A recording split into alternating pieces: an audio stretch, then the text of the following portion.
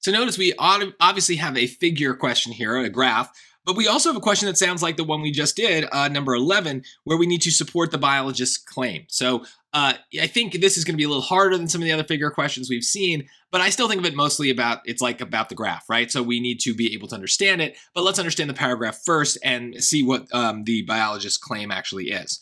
The California Condor Recovery Program is working to protect this large rare American vulture from extinction. The program captured 27 wild condors in 1987 in order to protect and breed them. Captive birds have been reintroduced into the wild since 1992. Although the California condor is still a rare species, many biologists claim that the program has been reasonably successful.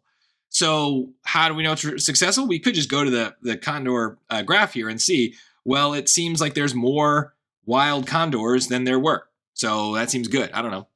Let's take a look. The number of captive condors steadily decreased between 2014 and 2002. Well, that sounds bad, right? If you have fewer of the birds, and the whole point is we want them, I don't know, that seems good.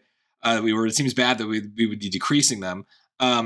It also, this is where we can get a little deeper into the story, right? It's saying that the captive birds have been reintroduced into the wild, meaning this number should go down because if you're releasing a captive bird, it's going to go into the wild, right? So you're decreasing the number of captive birds by increasing the number of wild birds and releasing them. So yeah, I don't know. This just seems wrong. It seems like the wrong connotation if we want this to be a successful program.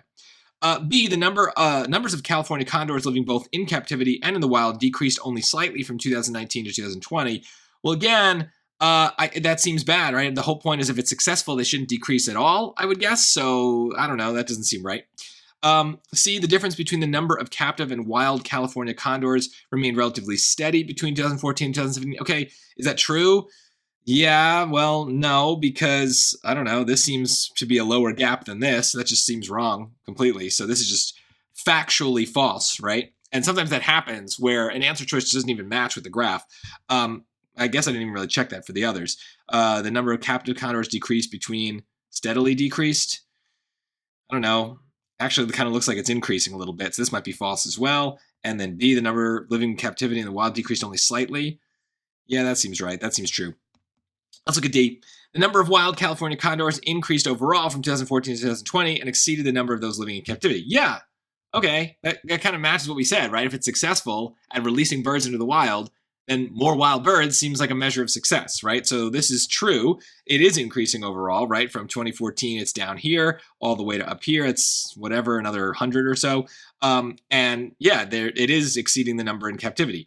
So this is a true statement, but it's more than that. It's just true based on the graph. It is also just relating back to the overall point that the passage is making, is that this is a successful program. So I guess I'm using a little bit of common sense here of like, how would we know a breeding program is successful? Is like, okay, if we have a lot more of the birds, like that seems good.